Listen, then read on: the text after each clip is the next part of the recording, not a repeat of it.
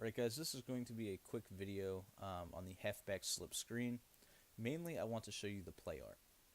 So as you can see on the play art, you have a flood concept going to the right, and what's going to happen is we're pretty much going to always chuck it to the flats.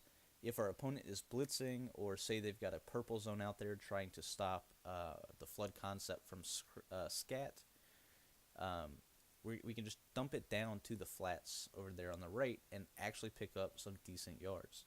When doing so, we want to try to rat catch that flat pass. So as soon as you throw the ball, just hold the square button on PS4 or the X button on Xbox One, and that will get you that run after the catch type animation. Should be able to really get a decent gain.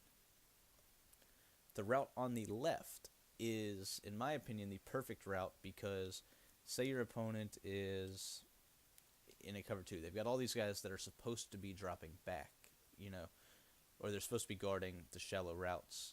They're going to drop back with that zone. So you'll see here, they're dropping back.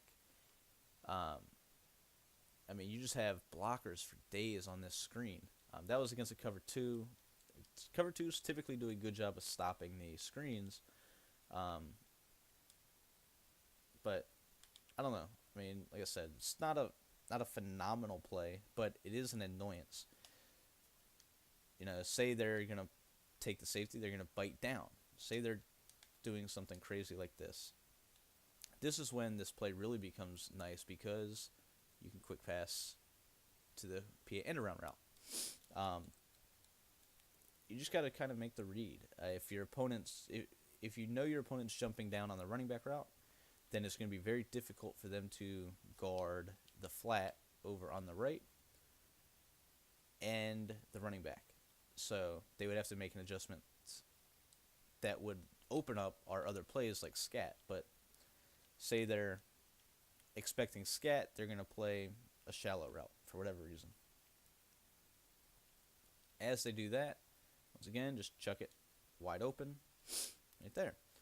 It's just, you got 3 routes on a screen play, and that's what makes it so dominant and so good, is because you really have to play the screen. You have to respect the screen, and once you start even throwing this in there once, twice a game, it's going to get in your opponent's head that you can throw a really good screenplay out of here. If you do that, they're going to react to it. It's going to open up the entire offense, which is ultimately what we want to do. So, once again, not a super sexy play, but it is an annoyance. You have 3 routes that you can throw to on a screen pass that are attacking different areas of the field. You have the screen obviously going to the flats on the left, the tight end on the makeshift screen to the right, and then the PA end around type route that crosses over the middle of the field, just in case you're playing on a linebacker and you try to bite down on the screen. So, once again, not going to show a bunch of clips of this. It is a screenplay, but it is a screenplay that forces your opponent to actually play the screen. The only thing I would say is if your opponent is in a 2-man under type look, don't even fool with this. 2-man under stops screens. Man coverage stops screens.